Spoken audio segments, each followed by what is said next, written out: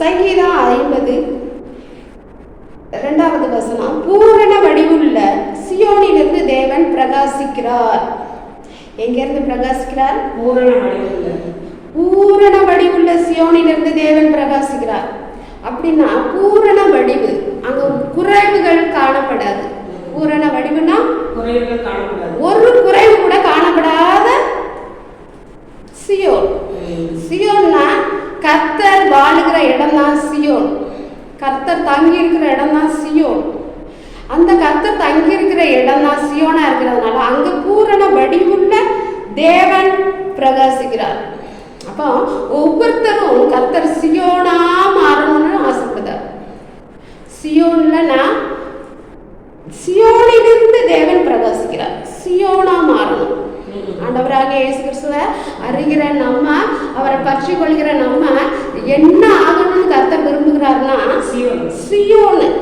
Zion கர்த்தர் பிடிச்சமான ஒரு இடம்.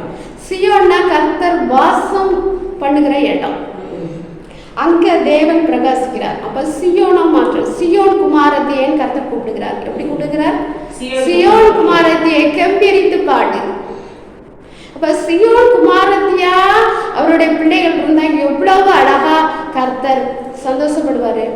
அப்ப மனுஷனுக்கு நம்ம பிரியமா நடக்காதபடி தேவனுக்கு பிரியமா நடக்கும்போது அவர் நம்ம சியோனா மாற்றுகிறார். அங்க தேவன் பிரகாசிக்கிறார். பூரண வடிவுள்ள சியோனிலிருந்து தேவன் பிரகாசிக்கிறார். அங்க குறைவுகள் கிடையாது. எங்க குறைவுகள் கிடையாது? சியோன்ல குறைவுகள் கிடையாது. ஏன்னா கர்த்தர் வாசம் பண்ணுகிற இடத்துல குறைவுகள் உண்டா? கிடையாது. தேவன் சகலத்தையும் படைத்தார். சரியா? ஒன்று குறைவில்லாம எல்லாம் நல்லது என்று கண்டார். எல்லாமே நல்லது. எல்லாத்தையும் உருவாக்கினார். வானத்தையும் பூமியும் படைத்தார் கர்த்தர். எல்லாம் நல்லது, ஒன்றும் குறைவில்லாம படைத்தார். அந்த தேவன் சொல்றாரு சியோனிலிருந்து தேவன் பிரகாசிக்கிறார். அப்ப சியோனா ஒவ்வொரு சியோனா இயேசு கிறிஸ்துவின் நாமத்தினால கர்த்தருக்கு பிடிச்ச ஸ்திரீயா மாறணும்னு கர்த்தர் விரும்புகிறார். இயேசு கிறிஸ்து விரும்புகிறார். இயேசு கிறிஸ்து என்ன கேட்கிறார் நம்மகிட்ட? உன் பாவத்தை மறைக்காம அறிக்கையிடு. உன் பாவம் எதுவா இருந்தாலும் அறிக்கையிடு. பாவத்தை என் ரத்தத்தால கழுவி உன்னை சுத்திகரிக்கிறேன். திரும்பியும் நீ பாவம் செய்யாம என்னுடைய வார்த்தைக்கு நீ செவி கொடுக்கும் போது அங்க நான் ஒரு ஜெபத்தை கேட்டு உன்னை ஆசீர்வதிப்பேன்னு சொல்றாரு. இதுல எதுவும் கஷ்டம் இருக்கா யாருக்காவது? பாவத்தை அறிக்கையிடுன்னு தானே சொல்றாரு. பாவத்தை அறிக்கை எடுக்கிறவனா வாழ்வடையலாம். பாவம் மனுஷன் செய்யாம இல்லை.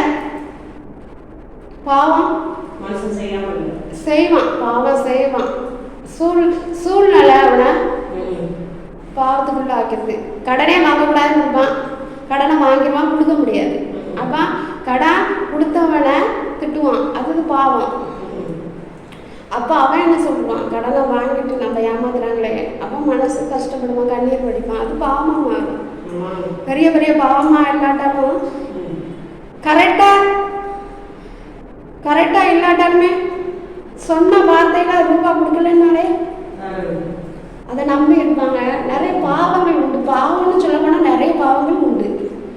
ஒருத்தன் வேலை செஞ்சு ஒருத்தன் கூலி வேலைக்கு வரனா அவன் வேலை முடிஞ்சாக்கல கையில பணம் கொடுக்கணும். ஏன்னா அதை நம்பி அவன் குடும்பம் இருக்கும். அப்ப நம்ம அதை கொடுக்காம நாளைக்கு தரேன், இன்னைக்கு தரேன், 10 நாள் கழிச்சு தரேன் அப்படின்னா சொல்றது பெரிய பாவம். பெரிய பாவம் இல்லைன்னா சின்ன காரியங்களும் பாவம்.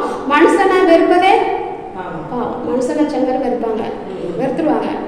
ஏன் அளவுக்கு நீ தகுதி இல்லை, உனக்கு பேசுறதுக்கே நான் தகுதி இல்லை, நீ என் பக்கத்துல வந்து நிற்கிறதுக்கே உனக்கு தகுதி இல்லை அப்படி சொல்லி மனுஷனை அபாயம் பண்ணுவாங்க. அது கர்த்தர் சொல்றாரு, எல்லாரையும் ஏழையனையும் எல்லாரையுமே நான் தான் உண்டாயிருக்கேன். எல்லாருமே பணக்காரனையும் கர்த்தர் தான் உருவாக்கியிருக்கிறாரு, ஏழையையும் கர்த்தர் தான் உருவாக்கியிருக்கிறாரு. அப்போ கர்த்தரே உருவாக்குனவரே நீ குறை சொல்ற மாதிரிலாம் ஆகும். மனுஷன் மதிக்கணும்ல.